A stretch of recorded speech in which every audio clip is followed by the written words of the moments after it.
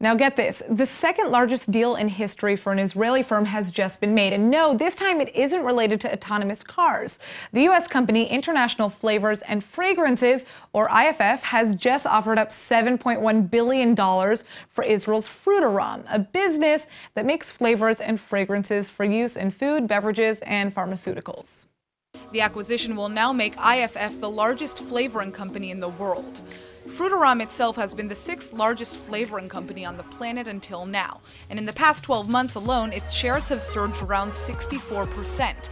In 2017 alone, the Israeli company posted a record sales of $1.36 billion.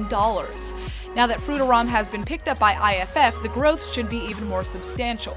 The record $7.1 billion deal makes the acquisition the second largest in Israeli history. Last year, Intel bought Israel's Mobileye company for a whopping $15.3 billion. But for now, forget autonomous car systems. The flavors and fragrances market has seen major consolidation in the past few years. Israel's Frutarom has actually been around since 1934, but today the firm sells over 70,000 products in over 150 countries. And it looks like these numbers are only going to grow. The truth is, I can't count the number of people I know that have a passion that they're just too scared to pursue. It's hard to give up everything for a dream career, but 33-year-old adventure filmmaker Lior somehow had the courage to do just that. At 29 years old, he made a risky move and he quit his job at a high-tech company to become a professional filmmaker.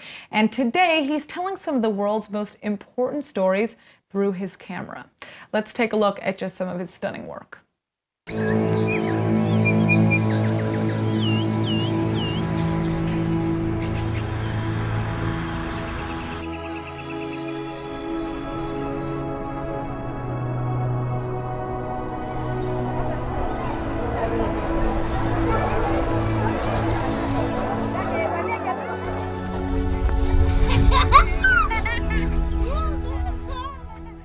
I just want to keep on watching. All right, Dan, thank you for joining us.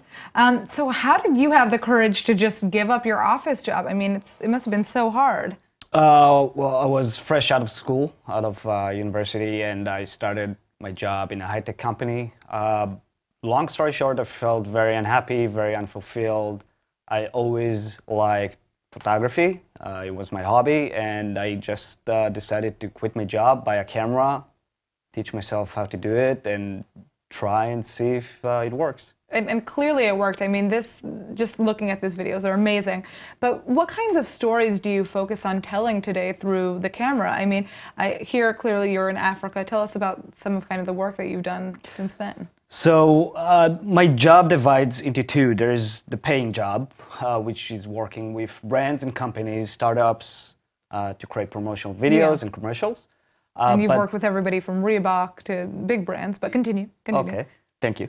And there's the passion jobs. And the passion jobs, the passion projects, it can be anything from a story I hear from someone in the street to a lecture I hear someone say on stage and I get inspired by. Well, I know that you also just traveled to Zambia to work with the Zambian government and the tourism ministry to help promote the country and bring more tourism from abroad. So that's just one example of a very interesting project that you have done to kind of raise awareness. But I guess my biggest question for you is, what advice do you give to somebody who is maybe sitting and watching us right now and wants to make a big career change but is kind of scared to do it and just doesn't know how?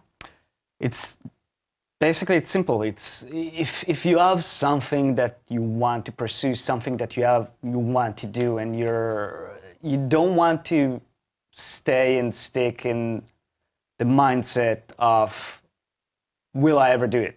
Yeah. You just have to go through with it. Give it a try. The worst thing that can happen, it can fail, and you can go back to your day job. Yeah. But it's a risky move. But when you do it and you manage to succeed, it's just so fulfilling. Absolutely. Well, Dan, it is incredible to see your work. Everybody should check out some of his films. You've gotten a lot of recognition for a lot of your work. Thank you for joining us. Thank you.